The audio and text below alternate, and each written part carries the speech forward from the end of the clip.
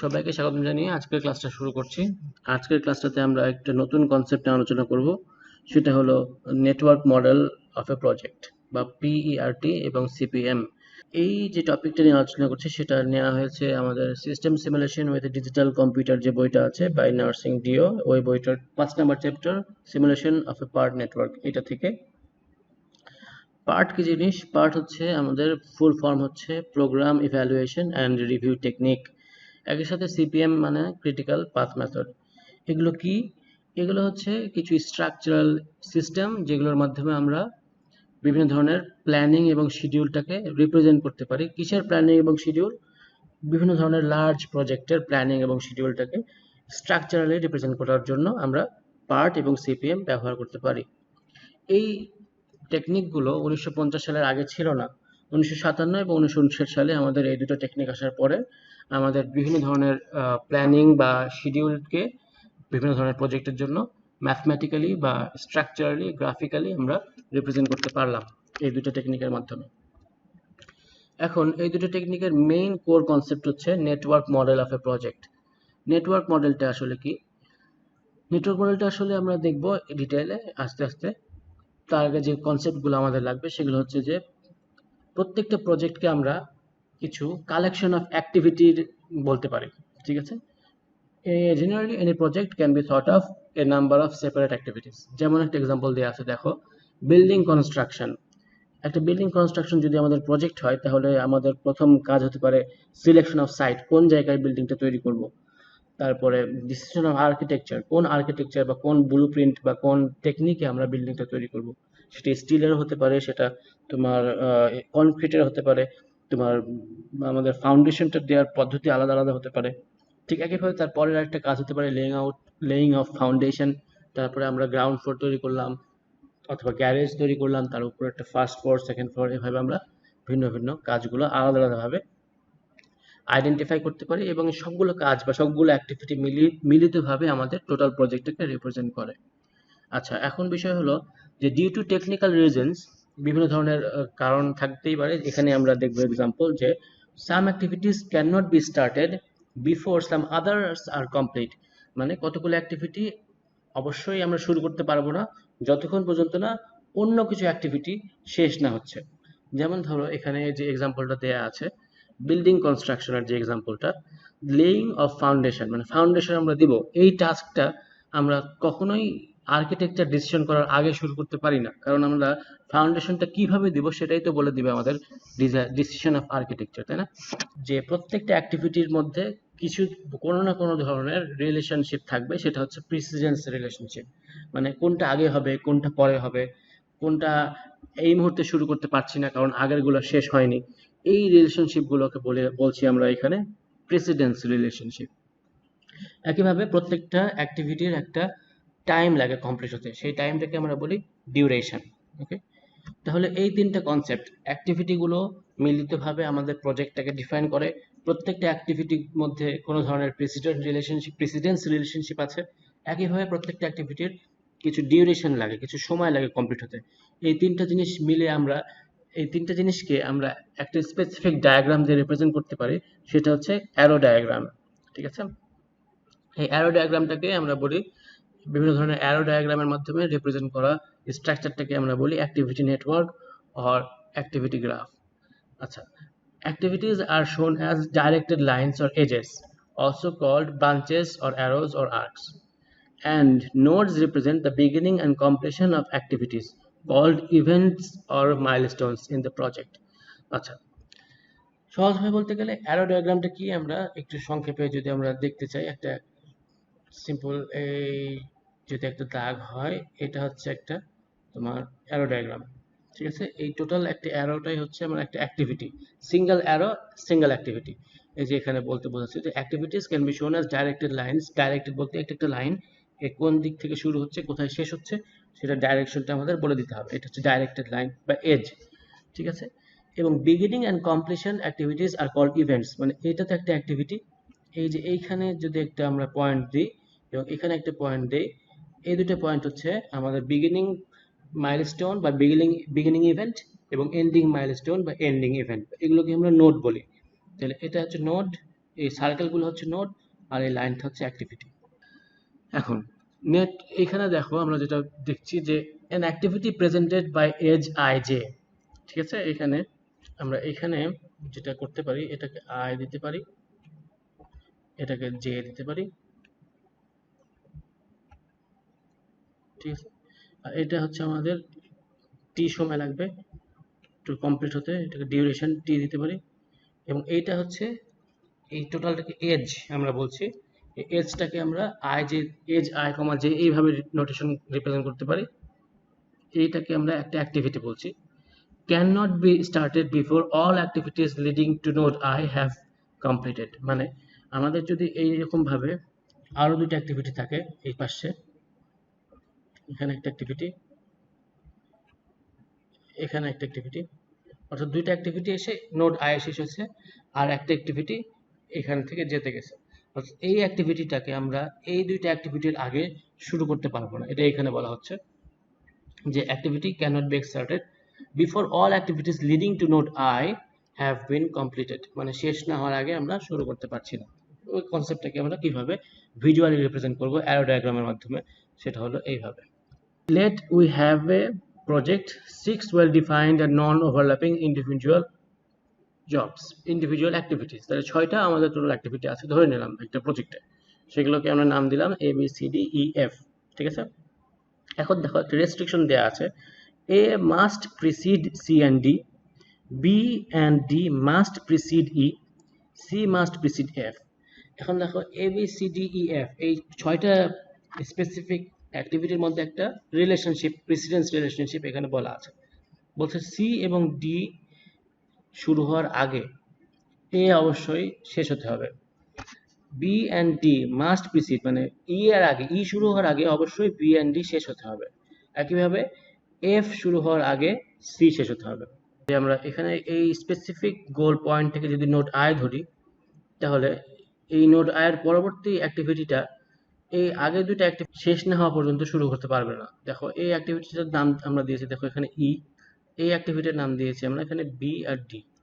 এখন দেখো এখানে বলা আছে যে E, B and D must precede E, মানে এই দুইটা বি এবং ডি অবশ্যই শেষ হতে হবে ই শুরু হওয়ার আগে। আচ্ছা, এখন আমরা আরো ডিটেলে দেখি। এই হচ্ছে আমাদের টোটাল অ্যাক্টিভিটিটা, অ্যাক্টিভিটি ডায়াগ্রামটা, যেটা আসলে আমাদের এইখানে স্পেসিফিক ভাবে আমরা বর্ণনা দিলাম যে A must precede C and D. এখানে দেখো সি এবং ডি দুটো হচ্ছে আমাদের এই নোট থেকে শুরু হয়েছে, এই যে এই নোটটা থেকে, তাই না, এই নোটটা থেকে শুরু হয়েছে। এই নোটটা দেখো শেষ হয়েছে এ, তাহলে অবশ্যই এটাকে সি অ্যান্ড ডি শুরু হওয়ার আগে শেষ হতে হবে, নাহলে সি অ্যান্ড ডি শুরু হতে পারবে না। এই কথাটাই আমরা বিভিন্নভাবে এখানে যেটা বলা আছে সেটাই আমরা এখানে ইমপ্লিমেন্ট করা হয়েছে। আচ্ছা, ইরেজ অল ইঙ্ক। আচ্ছা, এখন দেখো আরেকটা কনসেপ্ট যেটা, সেটা হলো যে ডামি অ্যাক্টিভিটি। কতগুলো ক্ষেত্রে আমাদের যে টোটাল অ্যাক্টিভিটিগুলোর মধ্যে কিছু প্রেসিডেন্স রিলেশনশিপ থাকতে পারে যেগুলো স্পষ্ট না, তো শুধুমাত্র এই যে এফ এই সাইডটা, মানে দেখো এই যে এই লাইনটা, এই লাইনটার সাথে এই লাইনটার কোনো ডিপেন্ডেন্সি নাই, প্রেসিডেন্স রিলেশনশিপটাকে রিপ্রেজেন্ট করতে চাই, সেক্ষেত্রে আমরা যেটা করতে পারি একটা ডামি অ্যাক্টিভিটি ইউজ করতে পারি।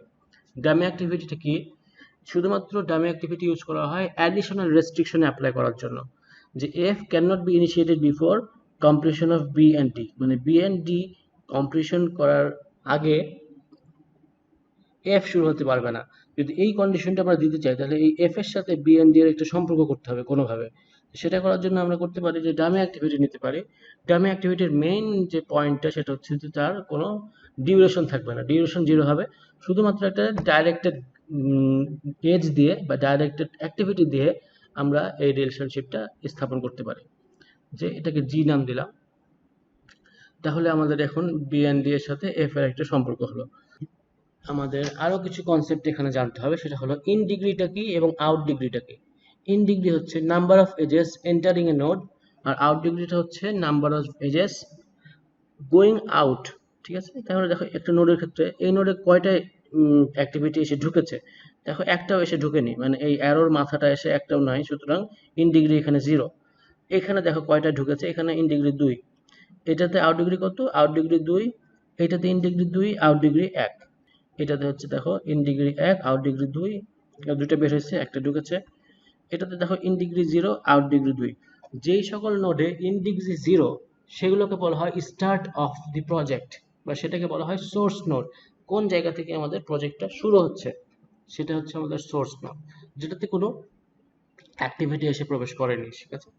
আচ্ছা, একইভাবে দেখো এখানে ইন ডিগ্রি 2টা, আউট ডিগ্রি 0, যেই নোডটাতে কোনো অ্যাক্টিভিটি বের হয়ে যায়নি, সবগুলো অ্যাক্টিভিটি শেষ হয়েছে, সেটাকে বলা হয় আমাদের সিঙ্ক নোড, বা সেটাই হচ্ছে আমাদের প্রজেক্টের এন্ডিং পয়েন্ট। তাহলে এখানে দুটো concept, source node, sink node, এবং আরো দুটো কনসেপ্ট যেটা আসলে প্রথম থেকে প্রত্যেকটা নোডের জন্য হিসাব করতে হবে যে কয়টা ইন ডিগ্রি আছে, কয়টা আউট ডিগ্রি। আচ্ছা, এগুলো আমরা কেন পড়ছি? এগুলো আমরা পড়ছি কারণ আমরা প্রজেক্টটাকে আমরা কিভাবে ম্যাথমেটিক্যালি রিপ্রেজেন্ট করতে পারি, এটাও তোমরা গ্রাফ থিওরিতে পড়েছো। আচ্ছা, এটা একটা আমরা অন্যভাবে এখানে রিপ্রেজেন্ট করছি, analysis of A activity network. এখন আমরা অ্যানালাইসিস যে পার্টটা আছে অ্যাক্টিভিটি নেটওয়ার্কের সাথে, সেটা শুরু করছি। Activity networks are analyzed by manager on optimizing the execution of project. Path: a sequence of adjacent nodes from source to sink node is called path in a network. এখানে দেখো কয়টা পাথ আছে এই প্রজেক্টে। যদি জিটাকে আমরা কনসিডার করি তাহলে এ সি এফ একটা পাথ, এ ডি ই একটা path, A D G F একটা পাথ, তাই না, বি জি এফ একটা পাথ, বিই একটা পাথ। আচ্ছা, এই হচ্ছে টোটালে 1 2 3 4 5টা পাথ আছে, এবং প্রত্যেকটা পাথের একটা লেন্থ আছে। লেন্থটা কিভাবে ক্যালকুলেশন হচ্ছে? স্বাভাবিক যে প্রত্যেকটা অ্যাক্টিভিটির যে ডিউরেশন, সেই ডিউরেশনগুলোকে আমরা যোগ করে করে আমরা টোটাল পাথটাকে ডিফাইন করছি, টোটাল পাথের লেন্থটাকে ডিফাইন করছি, ঠিক আছে। এখন এই পাথের টোটাল যোগফল যদি আমরা দেখি, যোগফল করার পরে আমরা ম্যাক্সিমাম কোনটা সেটা বুঝতে পারছি। দেখো 25.4 ডেজ, এইটা হচ্ছে ম্যাক্সিমাম। সুতরাং এই ম্যাক্সিমাম পাথটাকে আমরা বলি হচ্ছে critical path, the largest path in a network. Critical activities along the critical path, মানে এই স্পেসিফিক পাথে যে অ্যাক্টিভিটিগুলো আছে সেগুলো হচ্ছে ক্রিটিক্যাল অ্যাক্টিভিটি। যেমন দেখো এখানে এ ডি ই, এই এ ডি এবং ই, এই তিনটা অ্যাক্টিভিটি হচ্ছে আমাদের ক্রিটিক্যাল অ্যাক্টিভিটি, এই পাথটা হচ্ছে আমাদের ক্রিটিক্যাল পাথ। আচ্ছা, in a network there may be more than one critical path. স্বাভাবিক, যদি আমাদের এই 25.4 এই লেন্থটা যদি ইকুয়ালি আরেকটা পাথের ওয়েট হতো, বা আরেকটা পাথের লেন্থ যদি হতো, তাহলে ওই দুইটাই আমাদের ক্রিটিক্যাল পাথ, তাই না। এখন দেখো ইউজ অফ ক্রিটিক্যাল পাথ। এখন এই ক্রিটিক্যাল পাথটা আমরা কোথায় কোথায় ব্যবহার করি তোমরা অলরেডি জানো, তারপরেও find the project execution time. Critical পাথটা আমরা যদি পাই তাহলে অরিজিনালি বলতে পারবো যে টোটাল প্রজেক্টটা সর্বনিম্ন এই সময়ের মধ্যে কমপ্লিট করা সম্ভব। এখানে দেখো 25.4 দিনের মধ্যে কমপ্লিট করা সম্ভব, কারণ এটা হচ্ছে সবচেয়ে লংগেস্ট পাথ ওই নেটওয়ার্কের, এর চেয়ে বেশি সময় লাগার কথা না সবচেয়ে অপটিমালি কাজ করলে। আচ্ছা, any delay execution of critical activities delay the project. এখন দেখো এই তিনটা অ্যাক্টিভিটি এ ডি আর ই, এই তিনটা অ্যাক্টিভিটি শুরু করতে বা শেষ করতে যদি কোনো এক্সট্রা সময়ের প্রয়োজন হয় কখনো, তাহলে আমাদের টোটাল প্রজেক্টটার টাইমটা বেড়ে যাবে, তাই না, স্বাভাবিক। কারণ এটাতে দেখো 5.1 লাগছে সময় এতে, ডিতে লাগছে 4.5, এবং ইতে লাগছে 15.8। ধরো যে ইতে সময় লাগলো 16, তাহলে আমাদের 0.2টা বেড়ে যাচ্ছে, তাহলে আমাদের টোটাল পাথটার লেন্থ হয়ে যাবে হচ্ছে 25.6, তাহলে এটা অটোমেটিক্যালি বেড়ে যাচ্ছে। অর্থাৎ আমাদের ওই স্পেসিফিক অ্যাক্টিভিটিগুলোতে কোনোভাবেই কোনো ধরনের ডিলে করা সম্ভব না, ডিলে করা যাবে না, সেগুলোকে আইডেন্টিফাই করতে হবে এবং সেগুলোকে বেশি গুরুত্ব দিতে হবে, রিসোর্স অ্যালোকেট করতে হবে। আচ্ছা, এখন এটা কিভাবে করব আমরা? এটা অনেকভাবে করা যায়। তোমরা যেটা করেছো গ্রাফ থিওরিতে, সেটা হচ্ছে তোমরা বিএফএস এবং ডিএফএস অ্যালগরিদম পড়েছো। ব্রেথ ফার্স্ট সার্চের ম্যাক্সিমাম দিয়ে যদি আমরা ট্রাভার্স করি তাহলেই আমরা পেয়ে যাব। একইভাবে ডেপথ ফার্স্ট সার্চে সবগুলো ট্রাভার্সাল করে ম্যাক্সিমাম যেটা পাচ্ছি, ম্যাক্সিমাম যে আমাদের রুট টু লিভ যেটা পাচ্ছি, সেটাই হচ্ছে আমাদের এই পাথটা। দুইভাবে করা যায়, তবে এখানে আমরা যেটা করব সেটা হচ্ছে টপোলজিক্যালি অর্ডার করে জাস্ট ফরওয়ার্ড পাস করব এবং ব্যাকওয়ার্ড পাস করব, সেই টেকনিকটা আমরা এখানে দেখব। খুব simple technique. Just mathematical calculation step by step. Condition হচ্ছে যে আমাদের নোটগুলো যেভাবে আমাদের সাজাতে হবে সেটা হচ্ছে টপোলজিক্যাল অর্ডারে। টপোলজিক্যাল অর্ডারটা কি তোমরা এটাও পড়েছো। আবার আমরা এখানে দেখি যে a list of activities if no activity appears in the list before all of its predecessors have appeared. মানে আমাদের এমন একটা লিস্ট, টপোলজিক্যাল অর্ডার বলতে আমরা এমন একটা লিস্ট বোঝাচ্ছি যে লিস্টের কোনো একটা এন্ট্রি তার আগের এন্ট্রির উপর ডিপেন্ডেন্ট, কিন্তু কোনো একটা এন্ট্রি তার পরের এন্ট্রির উপর ডিপেন্ডেন্সি কোনোভাবেই থাকবে না। নতুন একটা এন্ট্রি যদি আসে, আমাদের প্রথম যে 0 নাম্বার এন্ট্রি, তার আগে তো কোনো কিছুই নেই, সুতরাং সেটা কারোর উপর ডিপেন্ডেন্ট না। 1 নাম্বার এন্ট্রি অবশ্যই 0-র উপরে ডিপেন্ডেন্সি থাকতে পারে, নাও থাকতে পারে, কিন্তু ইন জেনারেল থাকবে। কিন্তু আবার তারপরে যেটা 2 নাম্বার এন্ট্রির উপর কোনোভাবেই 1 নাম্বার এন্ট্রির ডিপেন্ডেন্সি থাকা যাবে না। প্রেসিডেন্স রিলেশনশিপ যেটা আছে সেটা উপর থেকে নিচের দিকে মেনটেন করে আগাবে। এখানে দেখো একটা এক্সাম্পল দেওয়া আছে A B C D E G F. এখানে দেখো আমরা যদি স্বাভাবিকভাবে যাই এফ জি হয়, তাই না? কিন্তু যদি জি এফ এ রাখি এটা হচ্ছে টপোলজিক্যাল অর্ডার মেনটেন করে থাকছে, কারণ দেখো জিটা অবশ্যই এফ এর আগে কমপ্লিট হতে হবে, এফ এর পরে তো জি না। যদি আমরা এভাবে সাজাই A B C D E F G, এটা হচ্ছে তোমার টপোলজিক্যাল অর্ডার না, কারণ এফ এর পরে আমরা জি কে দিচ্ছি, কিন্তু দেখো জি আসলে আগে কমপ্লিট হতে হবে। তো ফরওয়ার্ড পাসটা আমরা এখন সামনের দিন দেখবো। আজকে এ পর্যন্ত ফরওয়ার্ড পাসটা দেখবো এবং ব্যাকওয়ার্ড পাসটা একসাথে দেখবো, তাহলে আমাদের জিনিসটা বুঝতে সুবিধা হবে।